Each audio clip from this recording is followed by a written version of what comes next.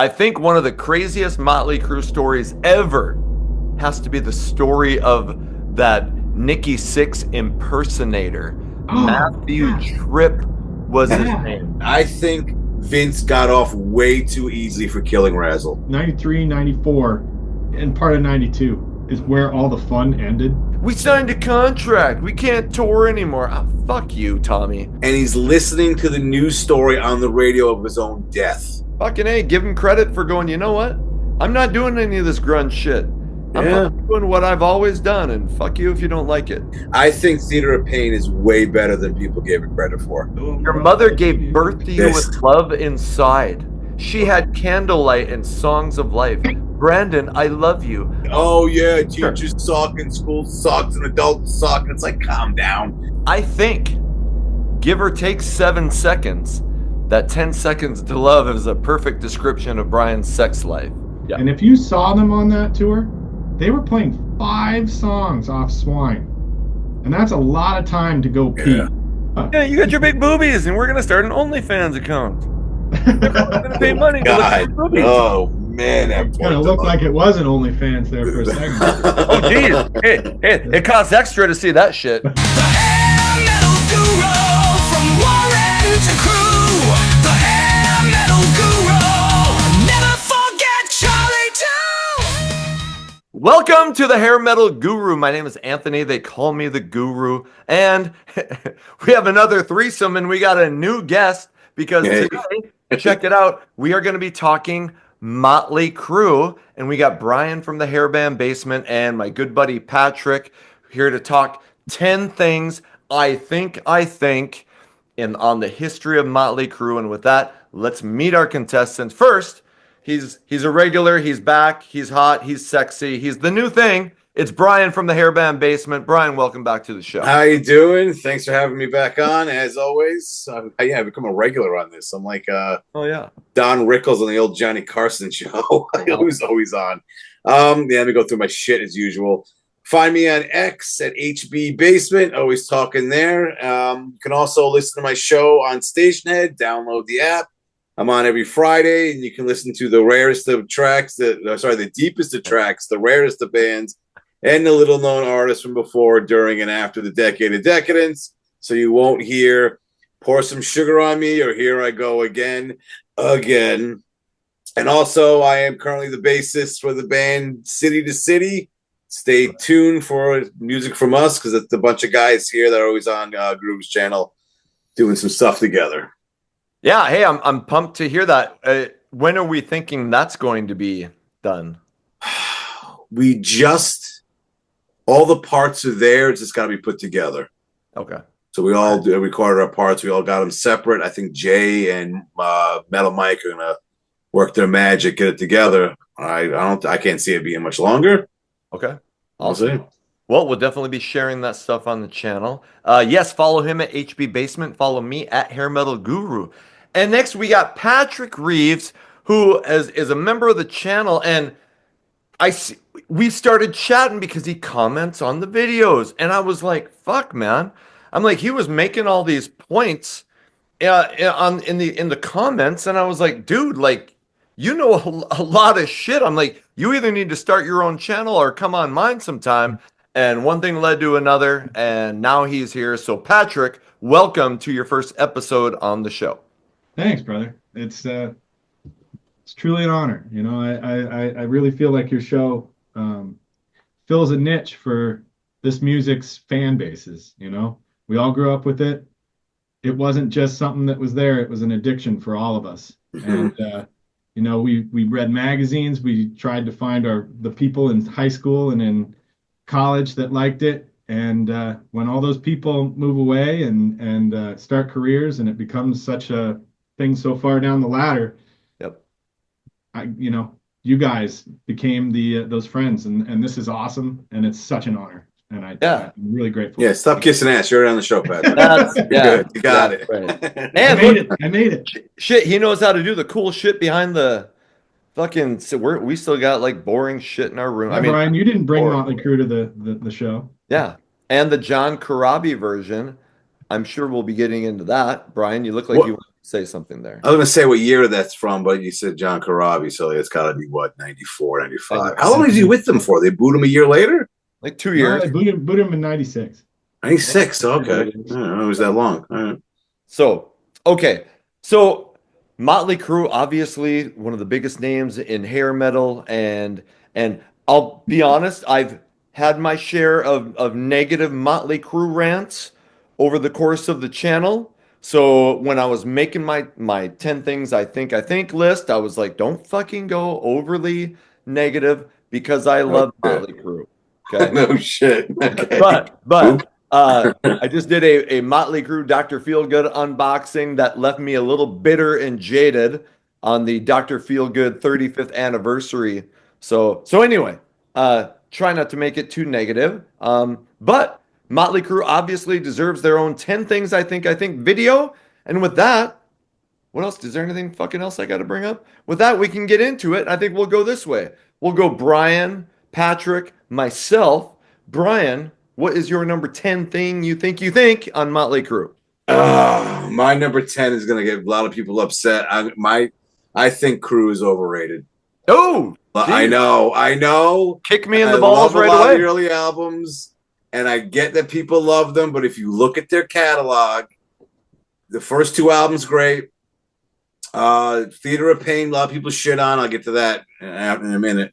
Girls, not that good. And a lot of people, especially as time has gone on, aren't fans of a lot of the stuff on Dr. Feelgood. 94, I'll even talk about that later. Either people love it or hate it. And then after that, it's been a lot of shit. It's a lot of shit. All the way up to, was it Dogs of War, that Steam Pilot released? Yeah, it sucks. And then the cover, you got to fight for your right to party. Well, I mean, the albums I love, but there's a lot of stuff there where it's like. However, I'll throw this out. Is that not the case with a lot of bands? Because I would say that, like Guns N' Roses. But name one bad Led Zeppelin album. Yeah, well, it's something like that. You have a lot of, especially in the like the 70s, bands were pumping out 1 or 2 albums a year, and a lot of it was quality. If you look at, I'm trying to think other bands that have been around this long. Rat has all good albums. Tesla, not a bad album. So there's some bands that did it and did it well.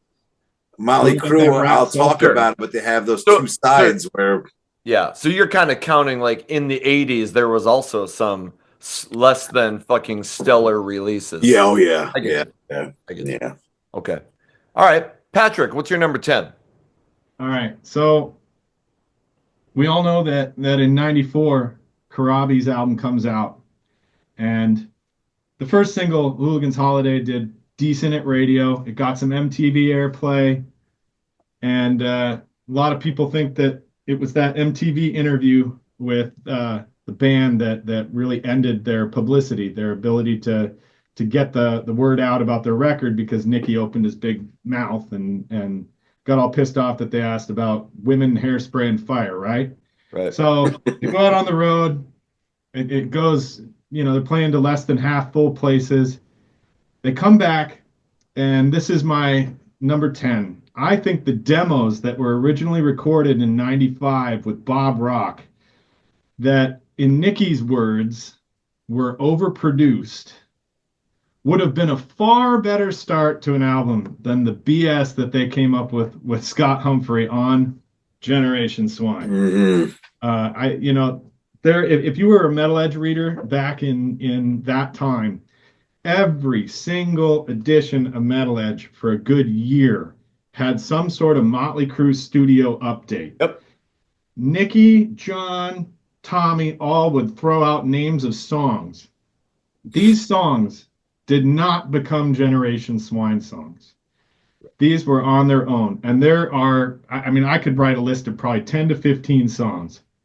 Now, 3 or 4 of them wound up becoming Generation Swine songs. But The Year I Lived in a Day, La Dolce Vita, Write My Name in Blood, The More You Talk, The More I Hate You, I Die to Watch Us Live, You Live to Watch Us Die, all were recorded with Bob Rock. None of them came out. They fire Doug Thaler. They fire Bob Rock because he overproduced the music. And they go and they get this bum Scott Humphrey because he was a yes man Yeah. who would not tell Nikki or Tommy that their stuff was awful. I mean, you must really not have any balls if you're going to let Brandon come out or Rocket Ship. That's or Guru's any of favorite that. song. Yeah, exactly. Yeah, I'll be getting to that later. But Go that's my number Brandon. 10 is that I think that those demos would probably be this next continuation of the 94 record and would have been awesome. And Are those unfortunately, demos floating around? no.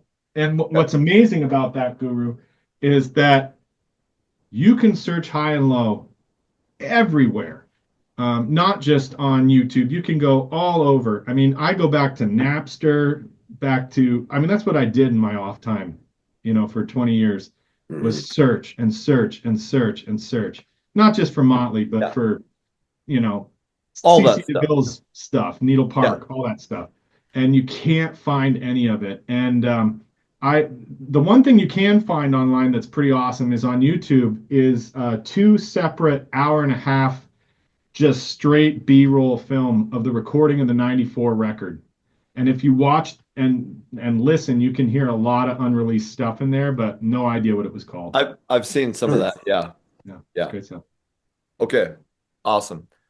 My number 10, I think, give or take 7 seconds, that 10 seconds to love is a perfect description of Bryan's sex life. Okay. And yours is too fast to love. So there you go. I've heard that before too. Trust me. Okay, I'm just fucking with you. That's not my number 10. But my number 10, and here's where my love of Brandon comes in. I think these may be the worst lyrics in the history of music, and just bear with me. Oh God. Oh, you gonna read them? Fuck. You bring those tears into my eyes so well. I've been waiting for this day so long. Brandon, I love you. You are the one. Brandon, my son. You run around and chase the clouds. I only want you to be yourself. Forget me not. You're all I've got. As you can see, you are the one. Brandon, my son. Hold on. Ugh. This is where it really fucking goes. Your mother gave birth to you with love inside. She had candlelight and songs of life. Brandon, I love you. I love her. She is your mom. Truly, love is ours. Nobody else. Read all of them? I only want you to. Yes, I'm reading them I want to all. lose my dinner. Why? I You only lose want you to be viewers? yourself. And when I'm gone, don't cry for me. We'll always be one. You are my son. You are the one. You are what? And Patrick said it. Like, what producer has not the balls, or other people in the fucking band, to say no? We're I not was going to doing say that. Yeah. I was You going to can't say tell me that. Someone's got Mick to tell him. Mars didn't it's Mick Mars. You really think he didn't look at him and go, guys? Well, and what I mean, what Nikki? I mean, Nikki's pretty much the acknowledged leader. It's his band, right? Wouldn't he fucking? But I know he and Tommy are buddies, so maybe he was like, "Fuck, I got to give him one song." But wouldn't somebody say rewrite that shit? Those lyrics are horrible. Well, Or that just, was the it whole sucks. selling point of that Generation Swine record. If you remember in the interviews, Nikki and Tommy saying, well, what's amazing is this album's just like Queen because Tommy's singing and Yep. Nikki's singing and Yeah, Yep. just like Queen. Shut up. bad Queen. That's the thing. Someone should have just said to them, first of all, just like Queen, no, it's not. Shut up. Another thing, when this song is put together, someone should just go, this sucks. No. Yes. Anybody, somebody. I mean, it's just, oh my God, it's so bad. Most bands will say that one thing a producer needs to have is the power to overrule the band. Yeah. You hire a producer to say, look, that sucks, and you hired me to make these decisions, and I'm, Bob Ezrin, and one reason Kiss would kind of get pissed at Bob Ezrin is he had final say. But, Yeah. but like, Destroyer and Revenge are 2 of the greatest Kiss albums of all time. I won't talk about Music from the Elder, because when the band would fight, the producer would say, okay, we're doing this. It's my decision. And nobody did that on Generation Swine, and it sounds like 12 different records in one. So it was a shit show. And It was all over the place. All right. Just okay. mess. So that's the last I'm going to talk about Brandon for a long time. All right. Brian, we're moving on to your number 9.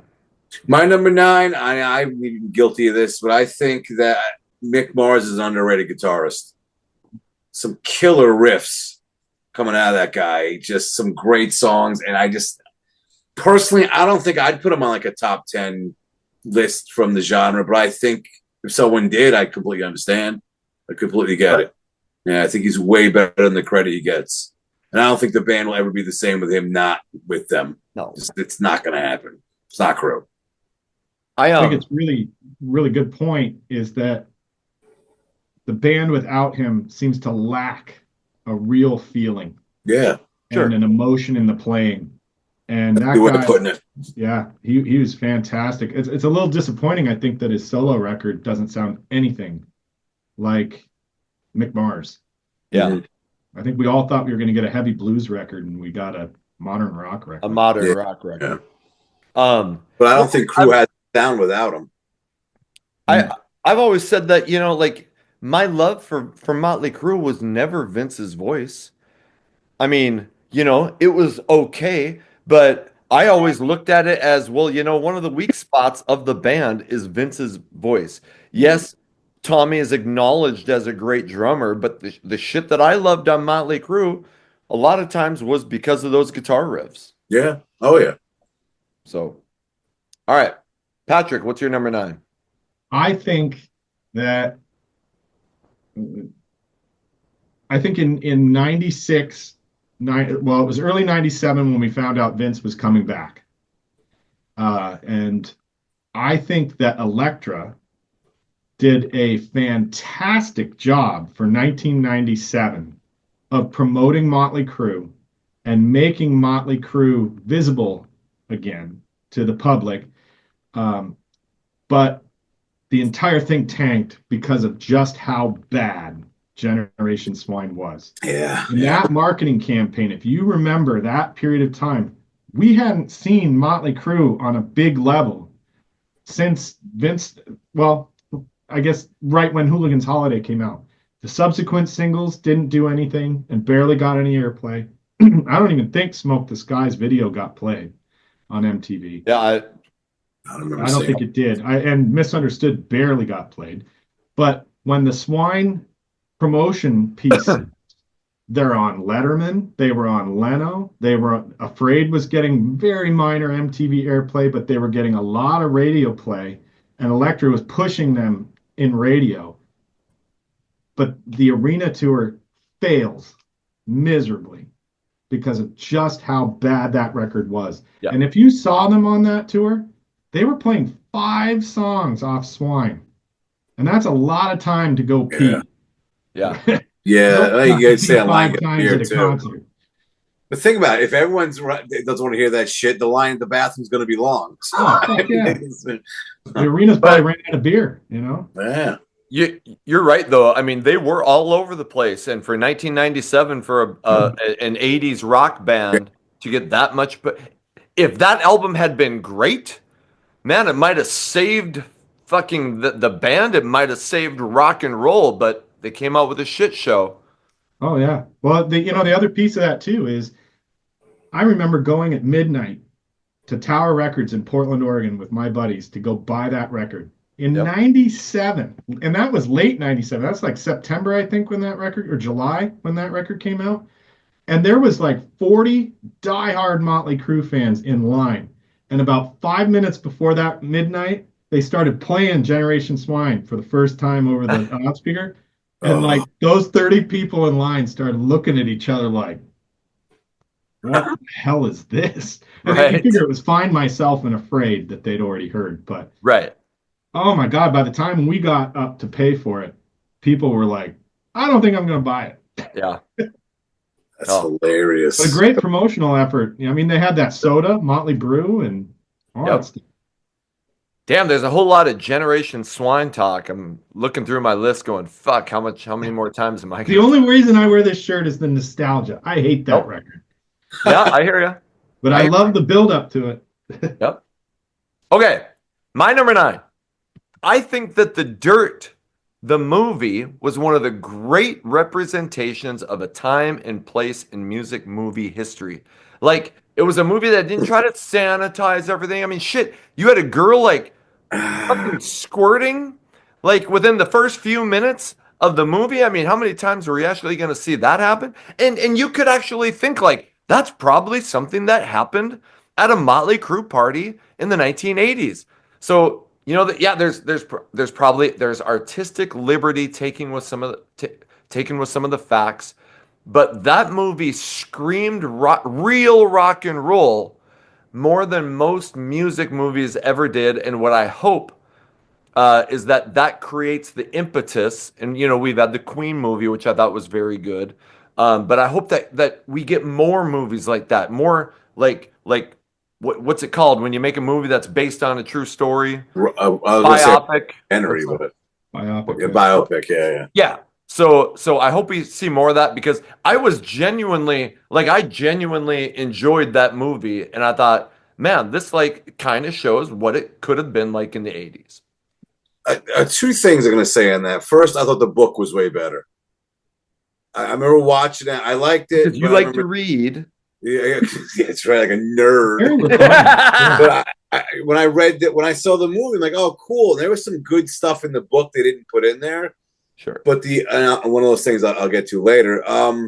But the other thing is, if you really want to have a movie that shows what it was like in the 80s, it would not fly today in 2025.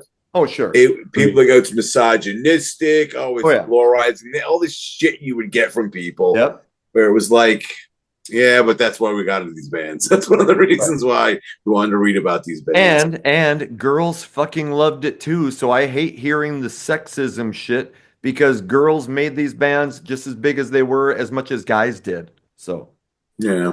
You know. The only beef I had with that movie is that they made the whole John Corabi era look like it was a joke.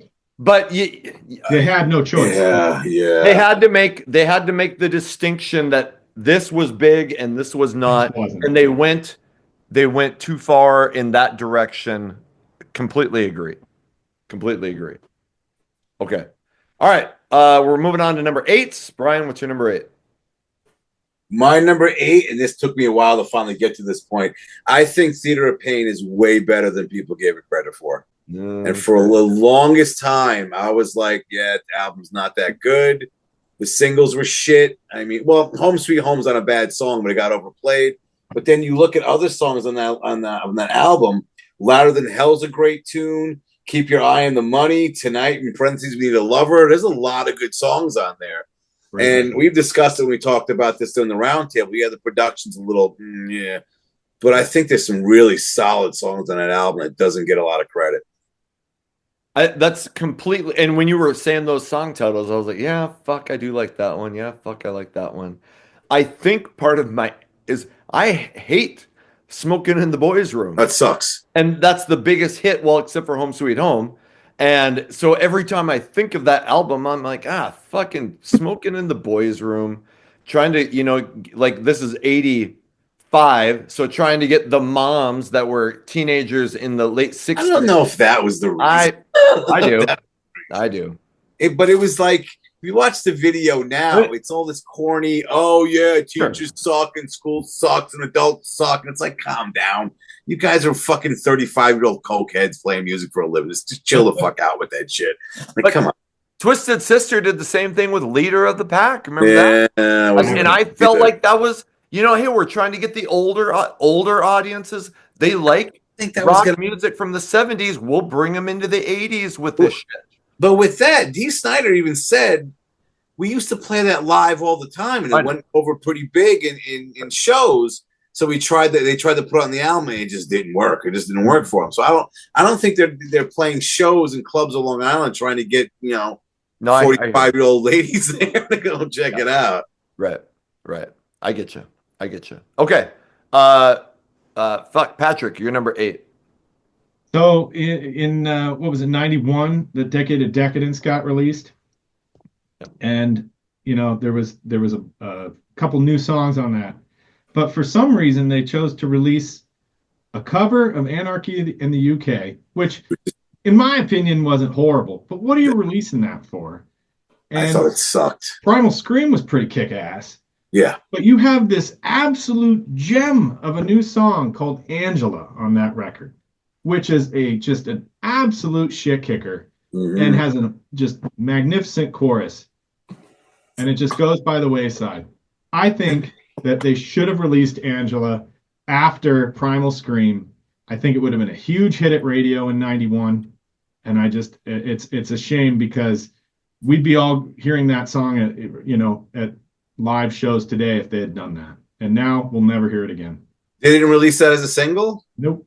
That's stupid. Yeah, I agree with you on that. Remember Ryan said that same shit. And to be honest, I really like the Anarchy in the UK. Oh, sure. It's a great song. And I like the Megadeth version way better. And I remember when Crew did it, I'm like, what are you guys trying to do here? Why? This is just not. But I thought, and this is off topic, but I loved Primal Scream. I was like, fuck, this is going to move them in a cool direction that still rocks. And yeah, Angela's great too, though. Yeah. Great song. All right. Fuck, is it my turn? Number 8. I think that while Too Fast for Love, and especially the opening guitar riff for Livewire, is essentially the birthplace for hair metal, Shout at the Devil has to be where the genre took its place, like nationally.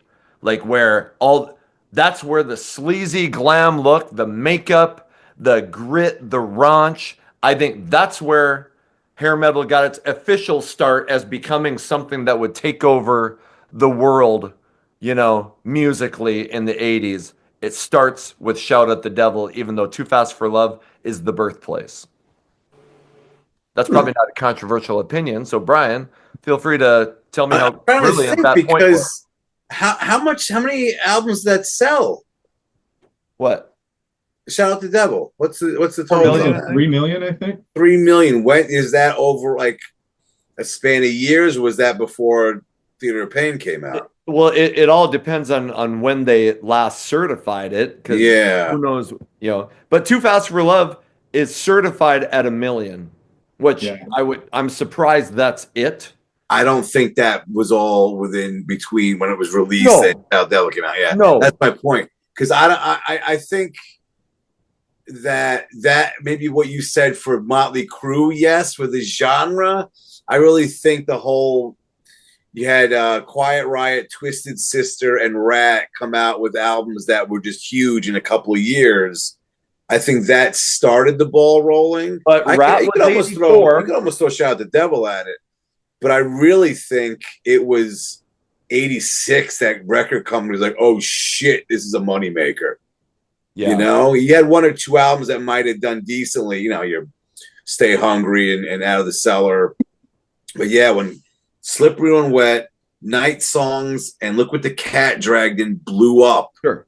That's when record companies like, fuck, let's get more bands on board with this and try and do something with this. My point is, I think Shout at the Devil and that look and that sound, I think that's what started that ball rolling. And then those bands get signed partially because Shout is so huge. They released their albums in 86, but Shout comes out at 83. And that look and everything, and I think that's where, like I said, it starts to become a national thing, and that creates the impetus for the bands that we love, Cinderella. All right. I think that and Mental Health, yeah. And Mental Health. Mental Health. I'm trying to say, Brian, is that I'm right and you're wrong. Next try, bro.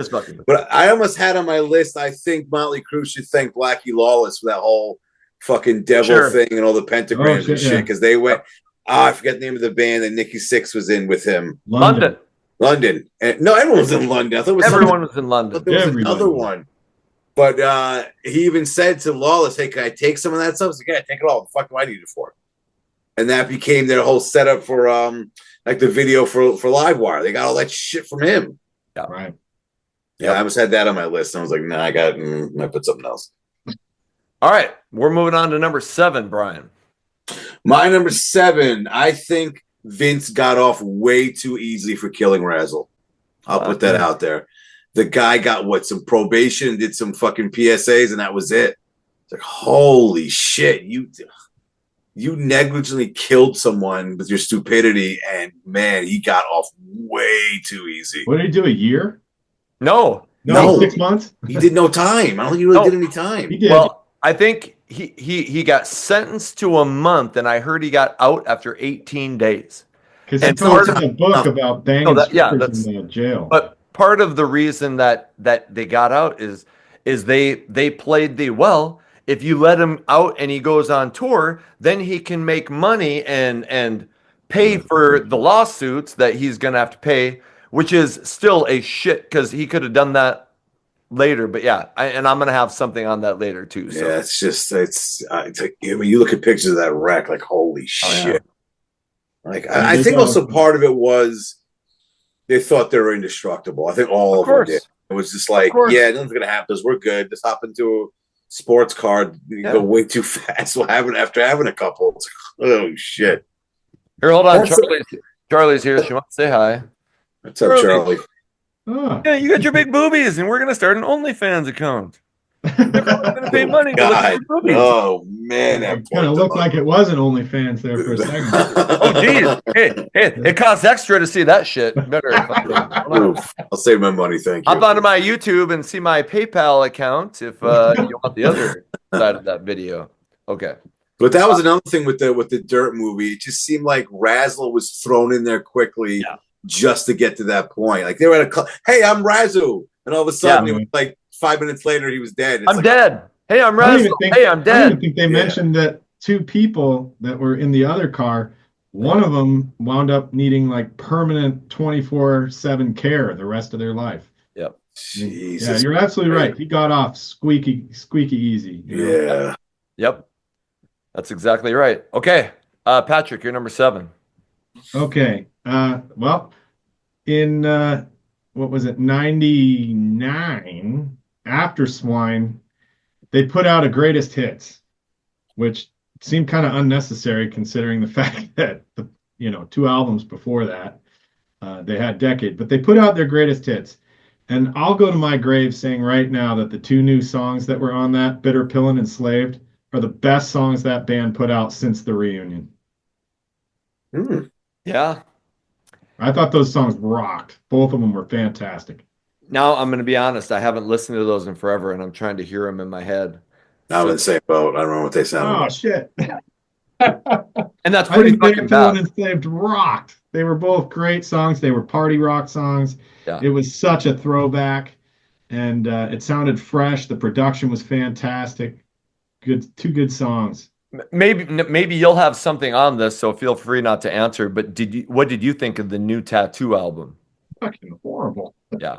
I mean, that thing was awful. I had this on my list. It was going to be a 10B, but there's no need for that. I'm not going to Ryan this list New up. New Tattoo. I had on there that I think that New Tattoo is the forgotten Motley Crue album because it charted the lowest of any Motley Crue album. It charted at like 73 or something like that. It was something way high. 2, nobody gave 2 craps about Hell on High Heels. That video was animated. It was awful. The song was just a reject song. They had, I think, 2 songs that were prior to Vince leaving that were written and recorded. Punching the Teeth by Love maybe was one of them. Can't remember. I thought that album sucked. Yeah. After Swine, I do remember thinking, well, at least they brought back some of the guitar riffs that kind of remind you. Oh, yeah. But none of those songs were you like, fuck, man, I can't stop playing with this. It was like, okay, I listened to it. Yeah, it's probably better than Swine. I never need to hear it again. Yeah. But I'm just curious, like, what made them think let's do another greatest hits? Would they put Brandon on it? And so I know the answer to that. It's just so weird. That was they got their masters back, so they now have all the rights to their music on. They were able to release it on Motley Records. That's right. That was part of the negotiation to get out of the Elektra deal. They're one of the only bands to ever walk out with their masters. Wow. Okay. So they put that out Plus, Tommy was in, or Mick was in complete financial disarray at that point, and Tommy was coming out of jail, so everybody needed a cash infusion.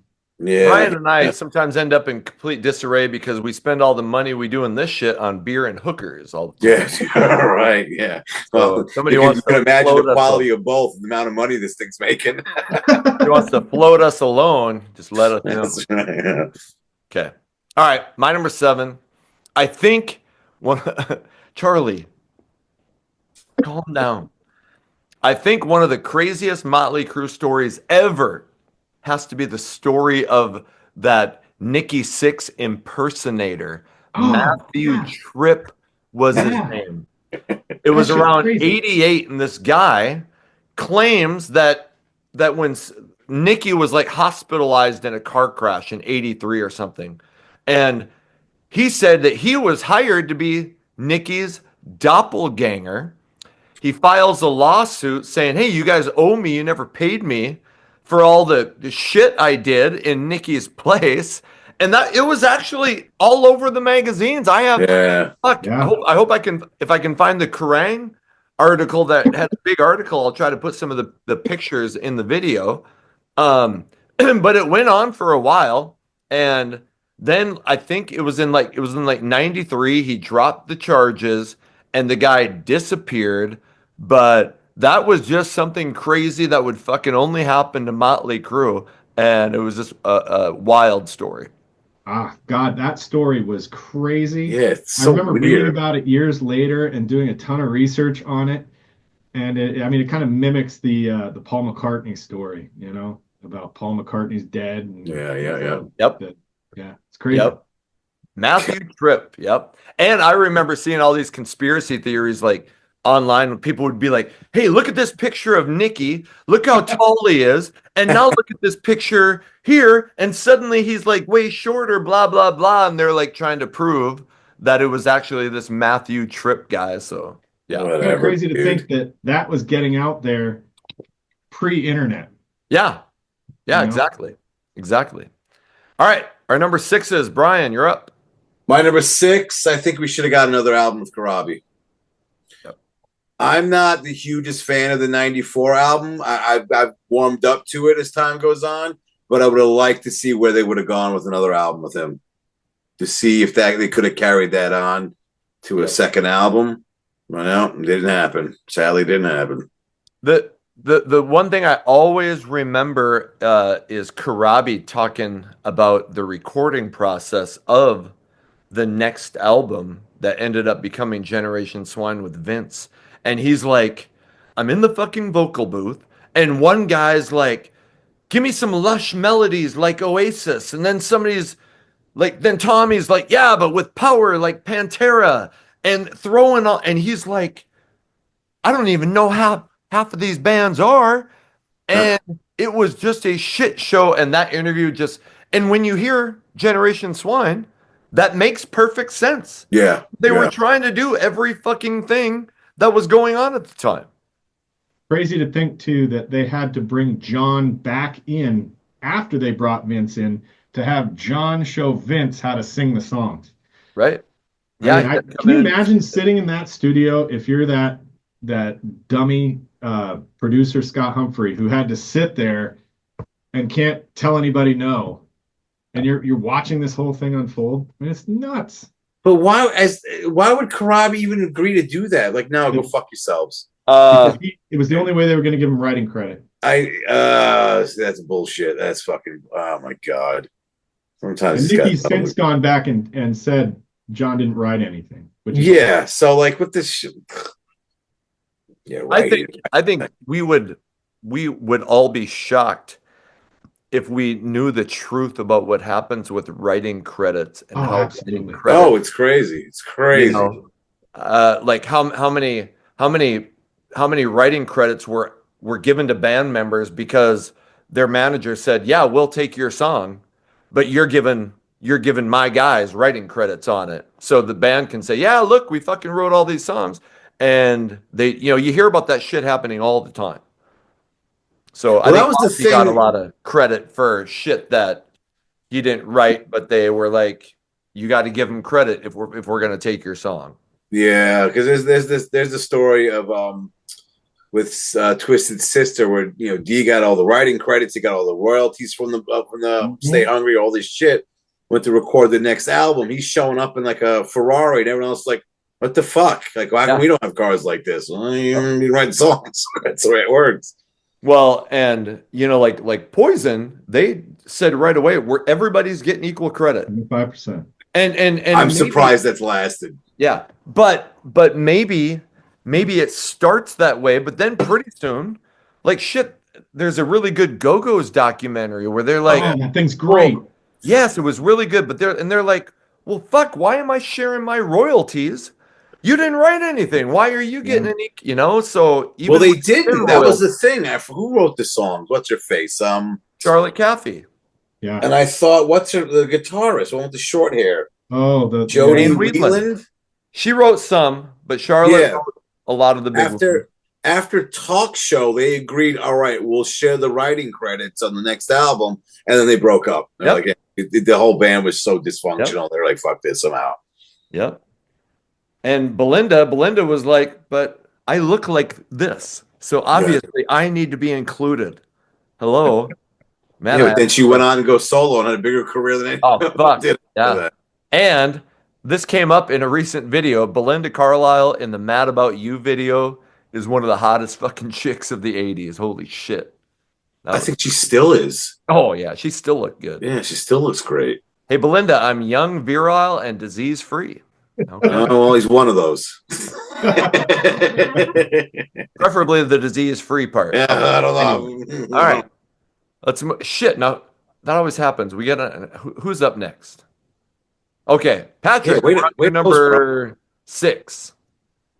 A little controversial, but I think the song "You're All I Need" from Girls, Girls, Girls is the best song they released between Girls, Girls, Girls and all of Dr. Feelgood. Wow. I really like that song. Who brought this guy? Oh, I love that song. Name a song out there that's like it. There isn't one. The video was killer, literally, and I mean, great song, just a great song. Yeah, I really like that song. I figured you would because you like the ballads. Because I like pussy ballads. But they definitely pushed the boundaries of what a song could do with that song.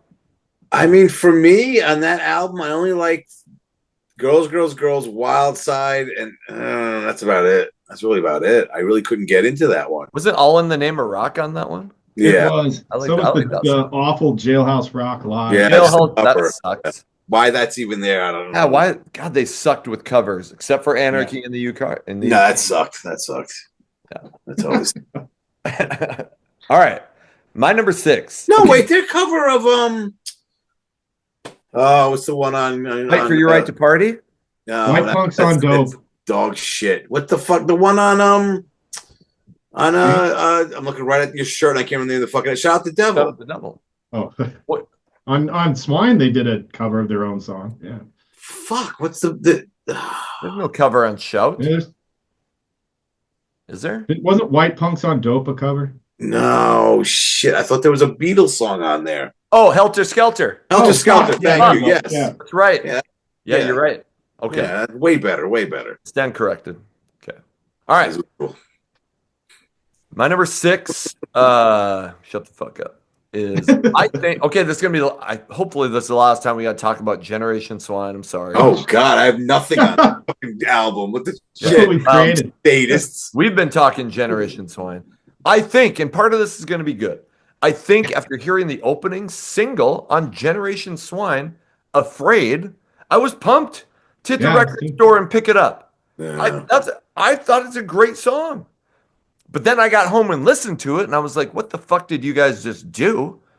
So I still like Afraid, but maybe they should have changed the band name to like Motley Marilyn Manson because, and we just talked about it, the confusion about the direction seemed just palpable. So, but Afraid, and I'll just throw this out there, the chorus in the song Find Myself, not the part with Nikki singing, but the chorus with Vince singing, I think is phenomenal. and Afraid is good, but after that, yes, it's a shit show. It almost seems like the album's all over the place, so to kind of justify this, oh, we're like Queen. Yeah. I don't think so. No. What's nuts about that record is there's the people that lived through that record feel like the majority of the content in this video, I feel like. But then when you look online, if you look up like YouTube videos of songs off of Swine, in the comments section, there's a whole group of people that just adore that record. Totally. I'm sure there is. So yeah. But like, it's mind blowing. Yeah, I mean, Ryan likes Love Bites. What the fuck? Yeah. There are people who Ryan love Chinese democracy, and I'm like, oh, I love that record. Some people are just fucking, and I'm completely convinced of this, blinded. They love this A band so much they will not hear anything negative about anything they ever did. I talked something negative on my I think it was on the box set, and somebody on Twitter just fucking unloaded on me, and fucking I unloaded on him too, but he just did not hear that Motley Crue has ever done anything bad. You know? And I'm like, see, that's the thing. It's a person's opinion. And Right. it's like, why do you get a little pissy about it like you're in the band? Like, calm the fuck down. You're just a fan. Relax. like people shit on Warrant, and I'm like, look, I get that you don't like Ultraphobic. I can hear it. I love it. But I mean, I don't get offended. I can see why people maybe don't like that album, you know? Yeah. Oh my God. Just recently I was listening to Eddie Trunk on XM, and he played, I can't remember, it was Machine Gun or Hole in My Wall, then said, oh, that's off the Ultraphobic album. I'm like, oh, no, it's not. What are you doing? Come on. Yeah. I get it. It's a mistake, whatever. But still, I'm just like, oh, no. That Swine record, though, it has every, Guru, I give you shit about Subhuman Race all the time. And you say, but you made a comment that's so true about Swine for me, which is every year I put it in at least once or twice going, there's got to be something here that I like. Yep. Still waiting. You done past those attempts. I can't. I'll never make it past Rocket Ship, Swine, Subhuman Race, Van Halen 3. Really pull those bitches out once a year and give it a spin. No, there's nothing. There's just, I don't. Why? It's not like all of a sudden you felt you matured, and all of a sudden your tastes are different now. Carnival of Souls. Still bad. All right. I think we're on our number 5s, and I think we're on Bryan. Yeah, let me do something not about Generation shit. Patrick, did we do your number 6? I've got. Yeah, wasn't. I did You're All I Need. Okay. When I did. Okay. Yep. Okay. We're on Bryan. Yeah, we're on Bryan. What the fuck? All right. My number 6, when I finally talk about the 94 album, I think 94 album is a definite and a definitive dividing line between old Crue and new Crue, where it's like that album alone, some people love immensely, some people aren't too hot about it, but it seems like you had old Crue before that, and then after the 94 album, Motley Crue tried to sound like old Crue, and they never really got to that point again. Yeah.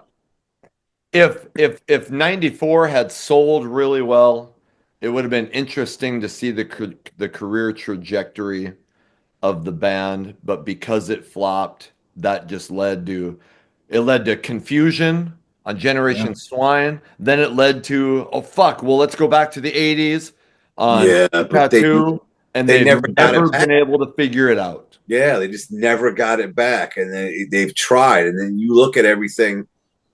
Crue is Crue up until 94, then all of a sudden it's all over the place. It's just people say the 94 album should have been named something different. You had Generation Swine, which is a complete disaster. And they've tried numerous times to try and recapture that sound and feel of the 80s Crue, and it hasn't happened. Just hasn't happened. Now you got the newer stuff, which is like just total shit. Total just fucking diarrhea stains. I don't know what that shit even is. It's such a great point how you put it, though. It was a dividing line. And when you think of that time period, everything that Motley Crue was prior to 94 and it gets talked about to death on this channel, is that 90, 93, 94, and part of 92 is where all the fun ended. Yeah. And this comes out at that crossroad, at that dividing line. And boy, you either were on one side or the other, but you were not kind of like, it's all right. Nope. You know? Yeah. You had to pick. You had to make a Yeah, choice. you really had to pick. That album took I don't know a lot of people that loved it, the first time.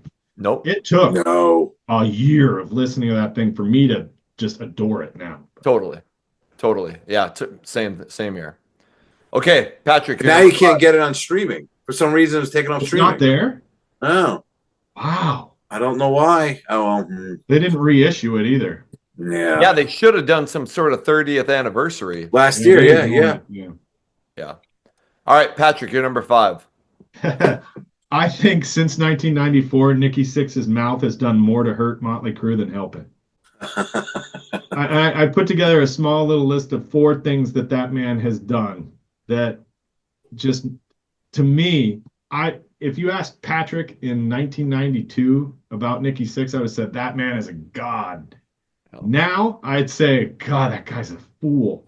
Yeah. I'll never forget him referring to himself as the John Lennon of the 90s. Thank you, bro. This is my favorite one. This next one's my favorite one. In a 1995 Metal Edge, while they're recording Personality Number 9, which then became Swine, I'm the most eclectic artist since Prince. What garbage is that? Oh, God. And then, when the 94 album's coming out, my friends and I used to talk about this all the time. He was openly suggesting, we ask fans all the time, who we should tour with. And they want us to tour with the Beastie Boys. Yeah. What? No, they don't. And then, of course, on the Swine tour, he's throwing out the N-word. And, the guy has done so much to hurt the legacy of Motley Crue in my book. And he fell so far. Tommy, I think, is more credible than Nikki Sixx now. Wow. And I don't really care for Tommy's solo stuff, but Planet Boom was decent, but that's about it. Fucking. I always felt like Nikki was on a constant quest to stay relevant. Oh, God, yeah. Never, it was never like enough just to be like, hey, you were one of the biggest rock stars of the 80s. It always had to be like, hey, we fit right in with these with the Beastie Boys, and we fit right in with these industrial bands in the late 90s, and it's always been that way. Oh, yeah. Yeah, but no artist wants to hear a sentence start off with "you were." Of course. That's the thing. I get that. Fuck. I mean, and it's hard to blame people who doesn't want to, Oh, I get be it. like, hey, yeah, you were always awesome back in the day. I mean, Yeah. I'm sure a lot of those bigger name artists that were getting ready to release in 94, 95, 96 albums. I mean, Joe Elliott ran his mouth right before Slang came out. Now, I love Slang, but he was out there talking about how, well, we have more in common with U2 than we have with, I mean, come on. No, you don't. yes. No, you don't. Nikki, you're not Prince, like, come on. No, not even close. Get the Prince is a god. No. Nikki is not. Yeah, no. Okay. My number 5, I think the Vince Neil Exposed album from 1993 would have been phenomenal if it had been the follow-up to Dr. Feelgood. It was what most people wanted Motley Crue to be when they followed up that 1989 album, but it had 2 things going against it. 1, it came out in 93, and 2, it was called Vince Neil instead of Motley Crue. But damn it, if you wanted Motley Crue to grow into the 90s, if you wanted them to go into the 90s being more of what you loved in the 80s, you could have done worse than Exposed. Great record. I think part of that is you don't have the Motley Crue sound because Mick Mars isn't playing guitar on it, and that's not his style. But also, and I said this on, was it last week? I was on Crash Course Metal Show. I said it to Trevor, where Vince Neil and his solo album kind of had the same, I don't know if issue is the right word to use, the same thing where when David Lee Roth left Van Halen, it was like Van Halen 2.0. Vince goes out and does Motley Crue 2.0. While the rest of the band kind of went in a different direction, they were kind of trying to do the same thing that they were known for. Yep. That was such a bizarre time for Vince, too, because he had almost nothing to do with that band being put together. Yeah. His record label basically put it together. I remember there was video of like the opening night of that tour, and it was at first. I live in North Dakota. It's close to Minneapolis. My condolences. So really what? My condolences. But go on. Yeah, and right now I'd take him too. But he opened up at First Avenue in Minneapolis, which is not far from me. And he apparently comes in with like a big, huge tour bus and a limo. And if you've never been to First Avenue, that place probably holds 500-600 people. Oh. You know, it is not a 5,000, 10,000 seat. And so he goes, plays like this. I've been there numerous times, plays this little club. And it was like, holy shit. It was kind of embarrassing that, you know, how far that he had fallen. Yeah, but fuck it, go in there like a rock star. Oh yeah, totally. and you know, part of me is like, fucking A, give him credit for going, you know what? I'm not doing any of this grunge shit. I'm doing what I've always done, and fuck you if you don't like it, you know? Did he do a lot of solo dates outside of the Van Halen tour? I don't think he did. Legitimately don't know. I don't think he did. I Probably think not. We don't know. Like 3 or 4, and then he played the Van Halen tour, and that was it. Yeah. Yeah.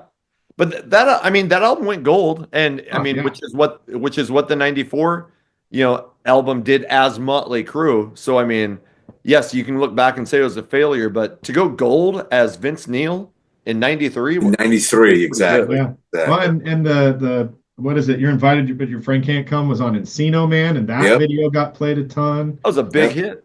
Oh yeah, a fucking song. Shit. Yeah. All right, I think it's a solid album.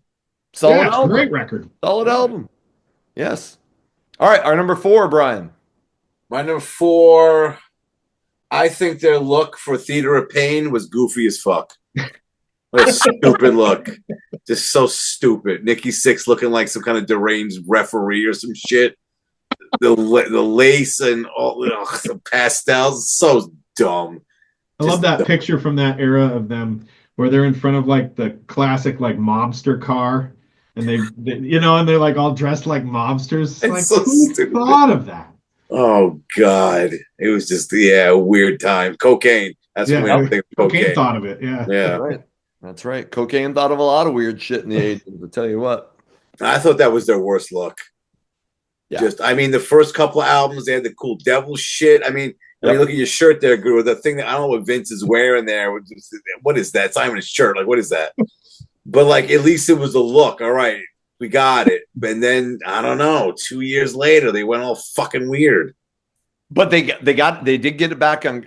I mean, girls. Yes, by the late '80s, like a lot of those bands, they're all about dressing like bikers and leather jackets and jeans and shit. It's just that weird one album. They decided let's look like fucking weirdos. Okay, knock yourselves out. Yep. All right. Okay, Patrick, what's your number 4?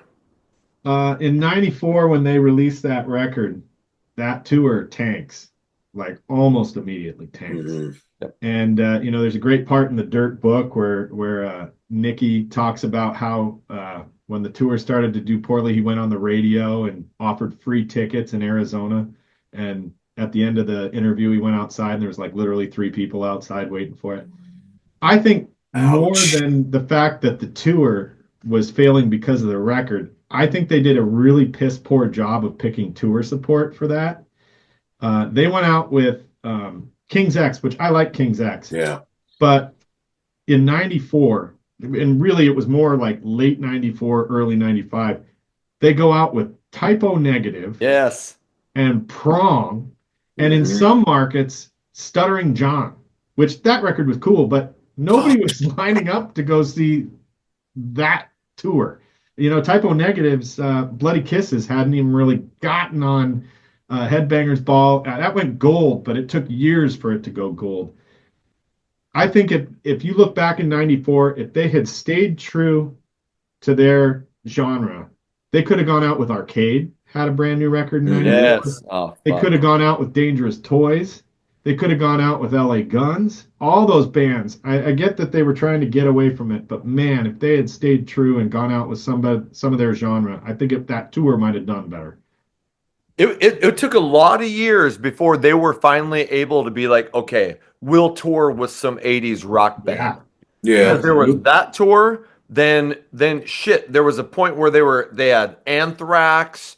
Oh, the Anthrax Megadeth tour. Yeah, that was awful. Like they couldn't, they were like, fuck, do not put any 80s bands because we cannot associate ourselves because we're modern and new and fuck. But eventually they started actually making some money when they go, okay, fuck it, we'll go out with Poison, we'll go out with Def Leppard.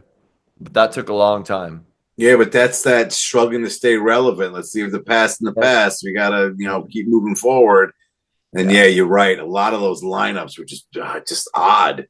Well, they could have gone out with Anthrax on Sound of White Noise with 2 brand new singers and done better business, I think. Yeah.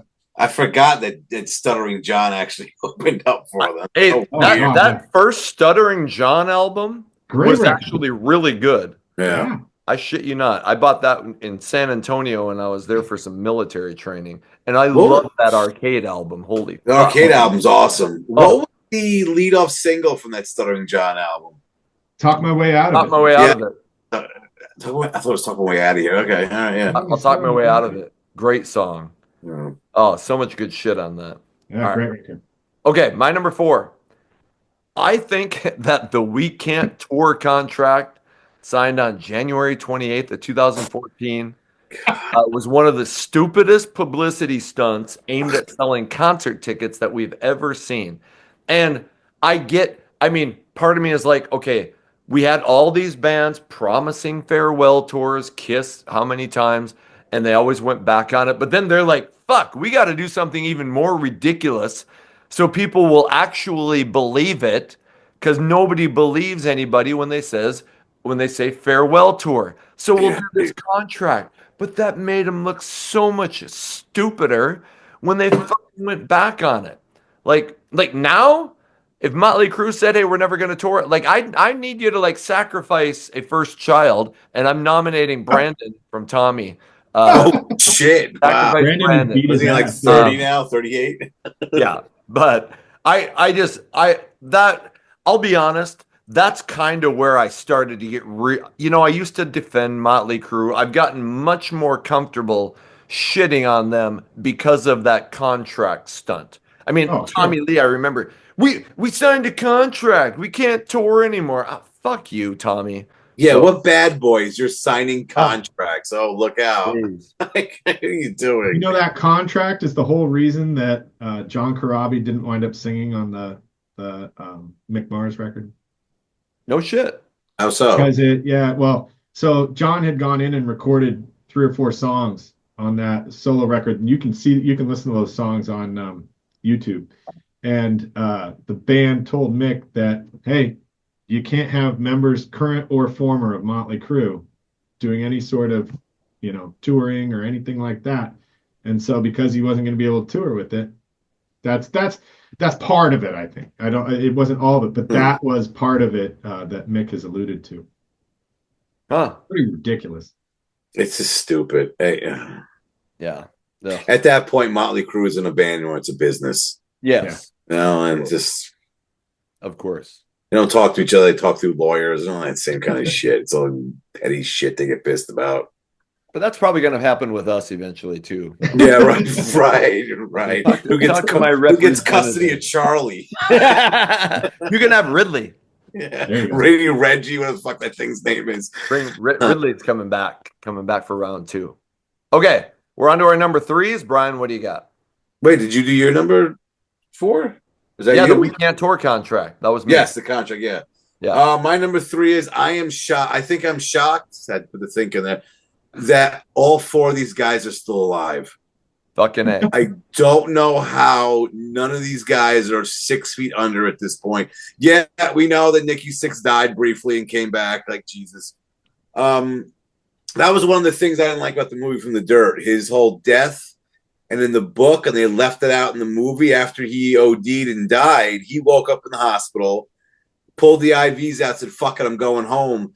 Actually hitchhiked home, and a couple of fans saw him on the road. Like, holy shit, it's Nikki Sixx. And he's in the car with these guys. They're taking him home, and he's listening to the news story on the radio of his own death. And they left that out of the movie. And then he went home and shot up again. Like, what the fuck? Holy shit. But yeah, the fact they left that out is just, to me, that's probably my favorite part of the whole fucking book. But the fact that all four of these guys are still alive is just shocking to me.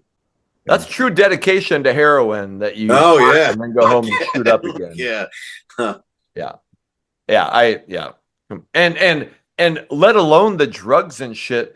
Mick Mars has looked like he's been dead for the last 20 years. How the fuck is he still? Yeah, just all the issues he's had. I mean, it's amazing. Oh, yeah. All right, Patrick, you're number 3. I think that Motley Crue could restore its relevancy to its fan base, by doing a Vegas residency that includes John, Vince, Mick, and John 5. Wow. Shit. All right. You know, you could have John come out in the middle of it, play 3 or 4 songs, play the singles from the self-title. You got, Mick has said that he would play gigs in Vegas because that's apparently where he lives. He'd come out, play a couple songs. He has no problem playing. Yeah. I think that'd be a good way to do it. Sure. I hear that. I hear that. And I wanted Kiss to do that on the fair. I wanted them to bring out Bruce and fucking, and Eric, not Eric Singer, but Bruce. Vinnie Vincent. The Ankh Warrior. Some of those guys and do a true ending. Ankh Warrior. I'll just be honest. And it sucks to say this. Vince's voice just makes anything Motley Crue now, live anyway, it's really hard for me to stomach. Yeah, it's really bad. And I get it. I mean, time goes on. Yes. And what you've done to your body and all that shit. But yeah, I couldn't see myself going to go see them. I would go just to see John with them because I didn't go in '94. Oh, to see Corabi? Oh, I'd fucking love to see that. That dude can still wail, Yeah. Yeah, I mean, that'd be different. But to see Vince, I don't think so. Yeah. No, I hear you. All right. My number 3. Shit, I wanted to change this one because now I feel like we're getting repetitive, but fuck it. I think it's such a bummer that the 1994 record doesn't get the attention and credit it deserves in the discography. Like, it's popular with people like us who fucking just think about this stuff and listen to it constantly and analyze it. But nationwide, most people don't know it, don't want to know it, and if they do know it, they don't acknowledge it, including the fucking guys in Motley Crue. This is the last great Motley Crue album. Like I said, it's off streaming. I took it off. Yeah, I think the album in their catalog that hasn't been reissued. And didn't you see, like, you can tell they might be doing something with Nikki has been bragging up Generation Swine lately. It makes me think we're going to get some sort of, like, Generation Swine fucking box set. I was going to say, I smell a Guru unboxing of Generation Swine. There you go. It'll be Guru's lowest rated video. Yeah. Like some shitty views. Photocopied picture of a pig or some garbage. Yeah. Jeez, man, I still that Dr. Feelgood box set. What a shit show. Man, how much did you pay? 108. 108. They were asked at first. It was 200. Holy fuck. What? Yeah. Doesn't say Motley Crue or Dr. Feelgood on the fucking box or on the poster. How weird. Fucking weird. Yeah. All right. Okay, that was my number 3. We are moving on to our number 2. Bryan, get us going. My number 2, I think Toast of the Town should have been on the album Too Fast for Love. My favorite Motley Crue song, and it's not on the original album. It was like, re-releases or special editions or whatever. I think they should have put that on there. There's a couple of songs you probably could have switched it with, But yeah, that should have been on the album. I'll put this. Completely agree. And I damn near made one of mine, being that one of the greatest cover songs of all time is Pretty Boy Floyd's cover Version of rocks. Toast of the Town. What a It's great fucking version. And it's such a weird, obscure song to cover. It's just so odd that's the one they went with. Yeah. But why the hell was that not? I think it ended up on a B-side. Yeah. Yeah. Of one of the singles, but yeah, that's one of my favorite Motley Crue songs. That's my top song right there. I love that fucking tune. Shit, yes. All right. Patrick, what's your number 2? Most people probably didn't pick it up at the time that it was available to be gotten. But I think John Corabi's solo song from the Quaternary EP was amazing. And I think out of Tommy's solo stuff, not just on Quaternary, but Tommy's like catalog of solo stuff, Vince's solo stuff, Nikki's Stupid 58, and what was the other one there? 6 a.m. I think that Corabi's two solo songs from Quaternary, the Japanese version where there were 2 of them, were among the best of any of their solo work. Jeez, now I can't remember what they were called, but I remember listening. 10,000 Miles and Friends. What's the other one? 10,000 Miles. That's the one I remember right off. That one was epic. Great song. And Nikki even said that the reason that they took 10,000 Miles off the 94 record was because we didn't want to have a hit. We wanted the album to be underground. Should have added that to the I remember that. I'm like, that's the dumbest fucking thing. We don't want a number 1 hit. Yeah. We don't need that. Well, your tour was underground too, Tommy. Yeah. I'm sure he said that while he was hiring like the pool guy to come in and clean his $10 million pool, you know? Yeah. Oh my God. And he was like, fuck, I wish we had a number 1 hit because I need a new pool guy. What's up? Quick, Tommy, write Brandon. Yeah. Be gold with this. Yeah, we need to make some money. All right. Shit, I'll take care of it, guys. Here we go. Fucking there we go. Here, we made love with your mother. Blah, blah, inside. Did he record that song like 10 minutes after like Pamela squeezed out Brandon? That's what I mean. Did he record that, walk out of the studio, and look at the other band like, yeah, that's a killer? And everyone's like, what the shit is this? Fuck. Oh God, that's so great. All right. Okay, my number 2. I think I will always wonder what would have happened to the band Hanoi Rocks if their drummer hadn't gotten into a car crash with Vince Neil on December 8th, 1984. So I became a big Hanoi fan because in 89, the Guns N' Roses Uzi Suicide label reissued all the Hanoi Rocks albums. And, you know, you'd read all these magazines and Axl, Sebastian Bach were talking about how Hanoi Rocks was a big influence. So I started buying their shit. But anyway, so that's how I became a fan. But the album they were touring was called Two Steps from the Move. It was their first major record label in America. And they were starting to get like magazine, like you can see in Kerrang from Great Britain, they were like, Hanoi Rocks is going to be the next big thing, you know. Fucking Michael Monroe was like the prototype blonde glam lead singer. And then fucking that car crash happens and destroys the band. You know, they end up doing some shit years later. Yeah. I always wondered what would have happened if that band had been able to finish that tour and do what they were supposed to do on that album. So yeah, it's just the whole thing is just so messed up. Yeah. So that's my number 2. Okay. We are moving on to the number 1s. Bryan, what is your number 1? Well, my number 1 is going to be a shocker. I think Shout the Devil's their best album. It's not my favorite, but I even said this when we talked about, we had the Motley Crue roundtable, where if it wasn't for that album, we would know nothing about Motley Crue. We wouldn't be talking about this right now. It wouldn't be 10 things I know about Motley Crue. It would be 10 things like, who the fuck are they? And yeah, that album, top to bottom, they never did an album that good since. Yep. And I said there was a point where when I was in high school, I would have said that, oh, Dr. Feelgood is my favorite album. Dr. Feelgood has aged like shit.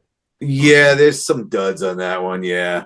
I mean, There's some I like, like. I think the good songs are pretty damn good. yes. The ones that aren't, like the Nikki Sixx filler songs, Sticky Yeah. Sweet. Yeah. yeah, Sticky without- Sweet or Rattlesnake Shake. Without You is right up there with Without You fucking Love sucks. Bites. Time for Yeah. Change. Yeah. That's I don't know if it was on the same level as Love Bites, but it's definitely in this floating in the same bowl. I'll say that. Okay. All right. Patrick, what's your number one?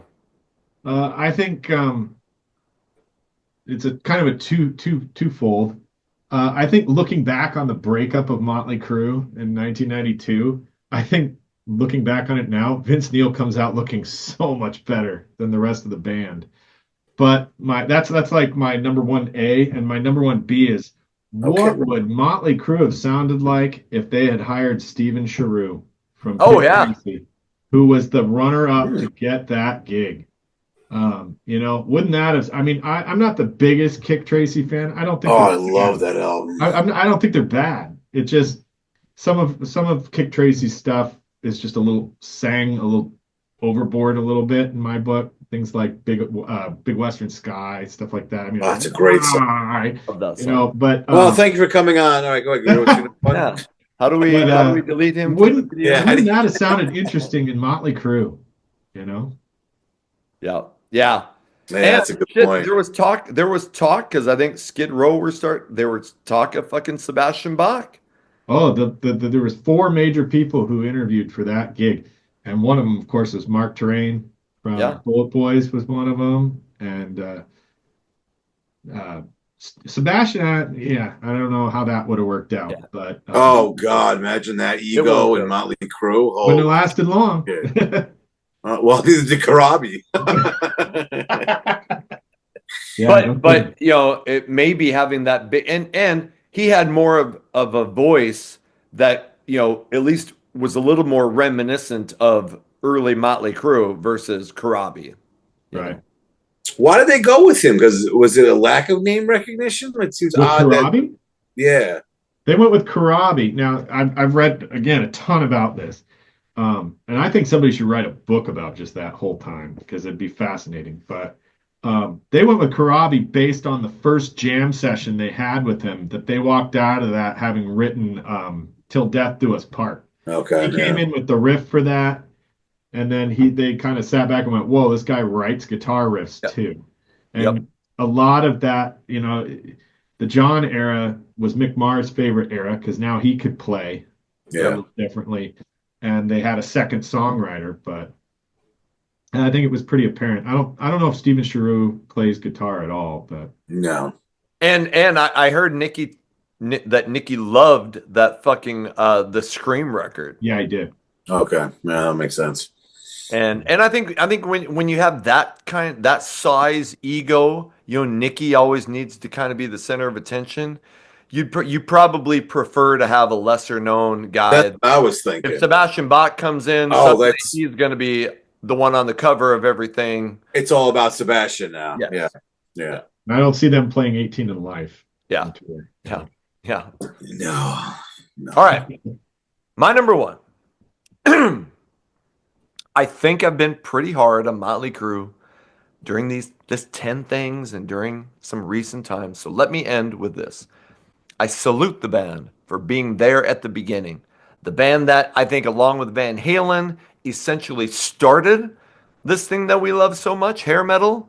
They're experimenting with the look.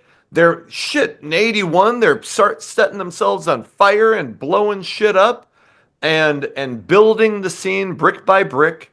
So I don't really like what Motley Crue has become, but I fucking salute what they were and what they created. Yeah, I can see that. That's totally awesome. Yeah. So that brings that's weird because that album came out only 3 years after the Van Halen debut, which today is actually the anniversary of that debut. That's right. That's the anniversary. But this is I forgot who I was talking to, but like they were only around, Van Halen's around for 3 years and they pumped out 4 albums. Yeah. Like you don't see that anymore. Like that's just not a thing.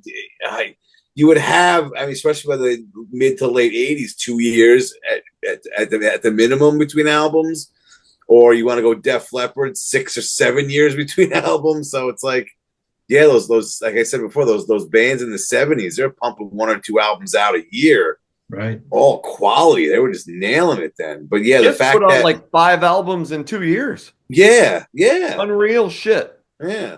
But the fact that you forget how early Crue was there with that debut album. I said this my whole life. I felt like I knew that Too Fast for Love had come out in '83. And you're like, no, it came out 2 years earlier. It came out in '81. That just seems so early, but it just goes to show you how ahead of their fucking time Yeah. they were, you know? And they were the leaders of the scene for a long time, and then they ended up becoming the followers in the '90s. And the fact they lasted for 10 strong years, that's just a testament to itself. Amazing. A lot of these bands did not have that kind of run. Yeah. Yeah. Okay. That brings us to the end of 10 things I think on Motley Crue. Hey, what do you think? What is the stuff that we missed? What is the stuff that you agree with or disagree with? Let us know in the comments. Bryan from the Hairband Basement, as always, thank you for being on, brother. As always, an honor to be on here. Thanks for having me. Find me on X, formerly known as Twitter, at HB Basement. Always talking music there. Download the Station Hat app. Check out my show on Friday nights. Always playing the rare tracks in this genre of music, the greatest music in all of history. There you go. And Patrick, man, for your first episode, man, you have just a shit ton of knowledge about this genre. Broke your guru cherry. Broke your guru cherry. By Thanks both for of being you on, at man. the same time. Thanks for being on, man. You bet, man. It was an honor. It was a blast, and I'd love to do it again, man. Absolutely. We will make that happen. Hey, follow me on X at Hair Metal Guru, and like, subscribe, what the hell, ring the bell. If you want to get notifications, you have the opportunity to become a member. You get early access to videos, first response to comments. Hey, whatever you can do to support the channel, I just appreciate you being here. Till the next video comes out, my name is Anthony. They call me the Guru. Take care of yourselves.